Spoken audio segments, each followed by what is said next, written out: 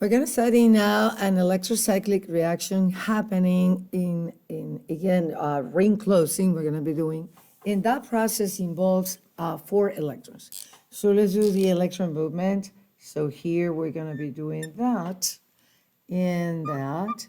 So we're going to make, this is now I'll key a dye in. And let's do the configuration of the double bonds because that will be important for our products, for the analysis of the product. Notice that this double bond, this chain is opposite to that. So this is in the E configuration, and this is also E. If you guys need to remember that, this is the E, and this is the Z configuration in the alkene. What we're doing here is is similar to C strands, but this is more general. So if you had an H here, what we do is we assign priorities using Kang-Ingold product to decide what configuration is. And here you see that carbon, which is in this metal, has higher priority over hydrogen, and here carbon over hydrogen. So when you have opposite priorities, same priority, in opposite sides is the E. Here, the two highest priorities are to the same side, so it is the Z. So just to remember that configuration, how do we do that? So this is the EE or say trans, that structure. And we have written the drawing of the diene is in the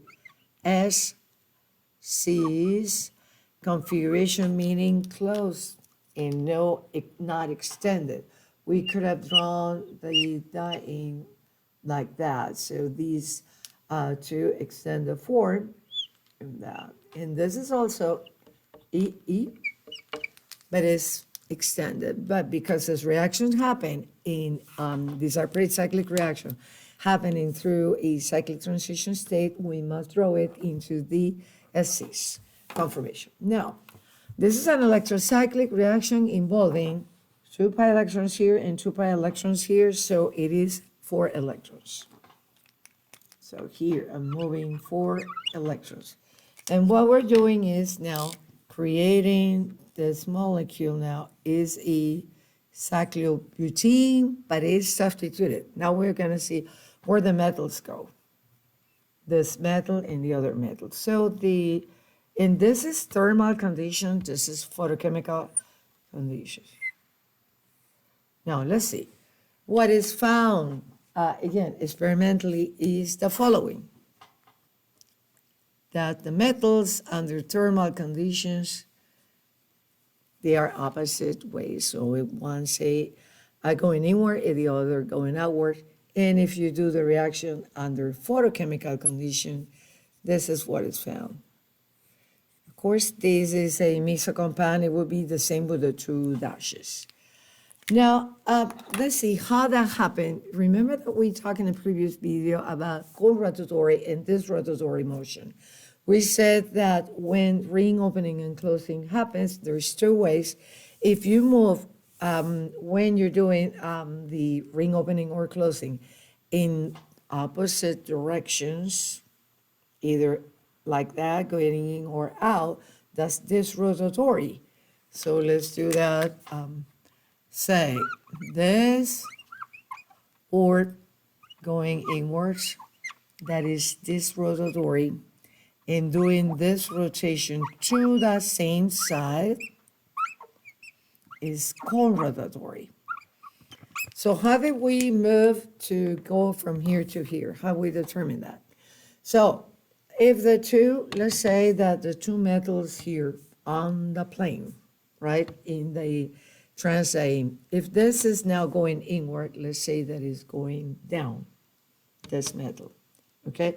I'm talking about that, so I have the 2 metals, this and that. So now, this metal, which was in the plane before, came down, and the other metal, which was in the plane, is now up.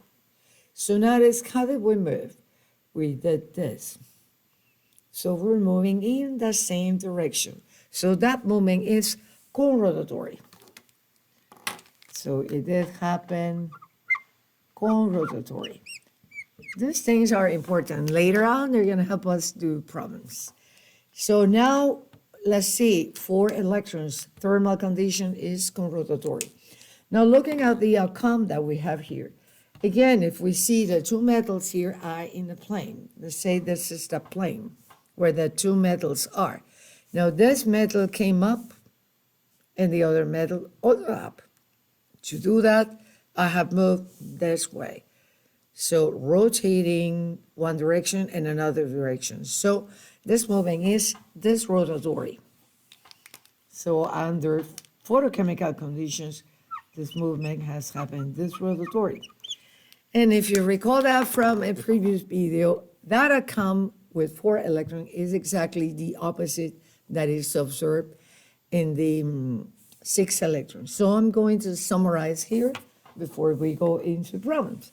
So what we have in this result is that when we have 4 electrons involved and the reaction is with thermal condition, it is conrotatory. And if I have 4 electrons and it is photochemical condition, the ring opening or closing is disrotatory motion. I need an S. Disrotatory. And what we found, and we had it summarized in another video, is that if we have 6 electrons in the process's thermal condition, it's just the opposite of that, is disrotatory. And if the process involves 6 electrons and it is under photochemical condition, is the opposite to that. So it is conrotatory. With that, we should be able to remember what is the type of reopening and closing that we found. All of these rules had been summarized by 2 scientists, Woodward and Huffman,